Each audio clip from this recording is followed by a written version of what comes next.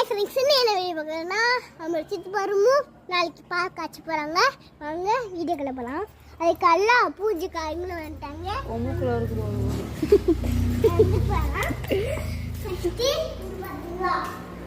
இது வந்து செங்கலை வச்சு அதில் பூ மாதிரி போட்டு அப்புறம் மண் அதுக்குள்ள போட்டுருக்காங்க. இது வந்து 2 தேங்காயில் ஒரு விபூதி அரைச்சி வச்சுருக்காங்க.